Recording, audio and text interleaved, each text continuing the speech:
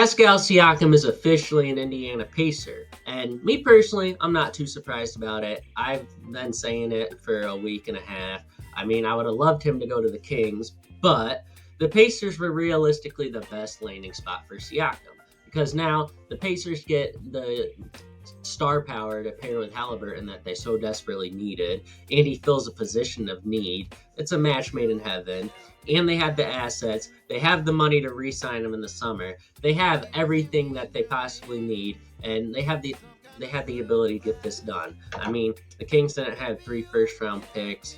A Bruce Brown, who's probably going to go for another first-round pick, maybe 2. I mean, his contract's kind of big, so that's problematic. And then Jordan Nora, I think he's a quality player. But yeah, that's what they're getting in exchange for Siakam. That's all the Pacers are giving up. Here, I'll just read out. Pascal Siakam is going to the Pacers in exchange for Bruce Brown, Jordan Nora, 3 first-round picks, all going to Toronto. The New Orleans Pelicans are actually a third team in the deal. They're sending Kira Lewis to the Raptors and a second-round pick to the Pacers. I don't know what the Pelicans are getting. Better get something. They'll probably get a second-round pick, maybe. But that's what the full trade is that we know as of right now. And I'm trying to get this out as soon as possible, because I want to be the first one to have a trade reaction to it. Anyways, the Pacers, this is a perfect move for them. I honestly think they're contenders now, because they've already beat the Bucks and Celtics in critical situations. The play-in tournament, the in-season tournament.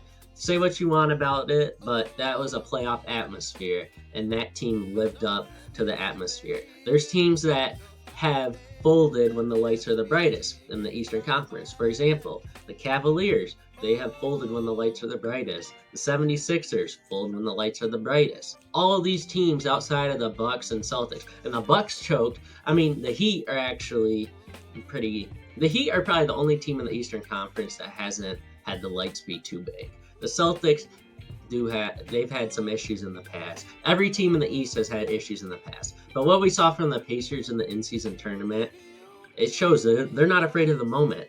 And that's what you want in a young team like this. And now you add a superstar, an elite star in Pascal Siakam to Tyrese Halliburton, who, yes, I say he's overrated, but it doesn't mean he's not great. He's just not on SGA or Luka's level yet. I'm sorry. I'm going to keep saying it anytime we talk about the Pacers and Halliburton, because that's just the plain truth. He's not nowhere close to those 2 players. And people say he's the best point guard in the NBA. But anyways, he's the best point guard in the Eastern Conference. He's the best guard in the East right now.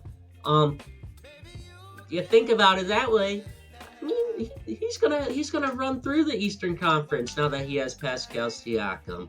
Pascal Siakam's a proven playoff winner and performer. They're very well coached. They have Miles Turner, who I think is great. They have Buddy Hield still, unless they decide to add him later in this trade. As of right now, Buddy Hield is still on the Pacers. They have Aaron Nesmith, they have Benedict Mathurin, and they have Jarris Walker for the future. Those 2 best players are the future, but this team looks very, very good. And if they sign an extension with Pascal Siakam, you gave up 3 first-round picks. Pascal Siakam, listen to me right now. If you don't sign an extension, that is, you just did the Pacers a very big disservice. 3 first-round picks, you better re-sign. That's all I'm going to say about it. You look at everything you see in this trade, this is such a great trade for the Pacers. The Celtics are the only team that I can definitively say is better than them right now, and they've proven they beat them. They're not going to beat them in a series, but this trade does make me look a lot smarter at the end of the year also, because I said the Pacers were going to finish top 4 in the East before the season started. It's looking pretty good right now. But yeah, I love this trade. And now let's talk about the Raptors side of it, because the Raptors easily have won this trade deadline no matter what else happens. They had 2 players that did not want to re-sign. They wanted to leave, and they were going to be gone at the end of the season. They were going to be gone next year. They wouldn't be on this team.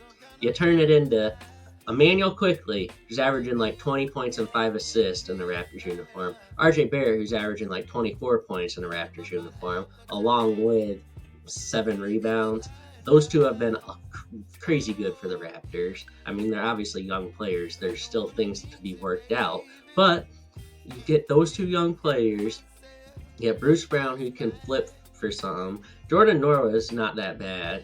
If he gets a chance to play, he's gonna impress a lot of people. I'll just say that right now. And then you have 3 first-round picks. This package, everything put together that you get in return for Anunoby and Siakam, it's perfect. Raptors won the trade deadline.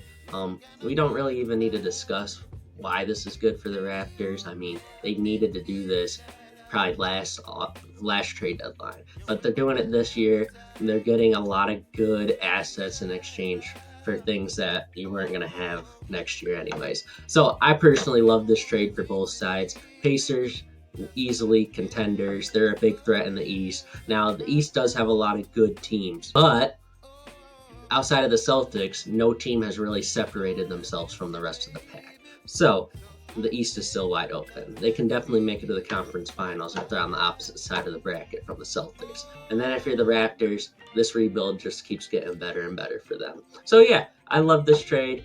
I hope y'all enjoyed my instant reaction. I'm going to decompress, think about it a little bit more going forward. Hopefully we see what New Orleans is actually getting in return. So it seems like they're only giving up stuff. Maybe they get Jordan Norwood. Maybe I didn't know that. Or maybe they get Bruce Brown. No, they don't have the money for that. Never mind. I'm going to stop talking before I say some more stupid things. But y'all have a good one. Yeah, bye. It appears that 98% of y'all are not subscribed to this channel and are watching these videos. So if you do like my content, no matter how delusional I may be, please consider hitting the subscribe button.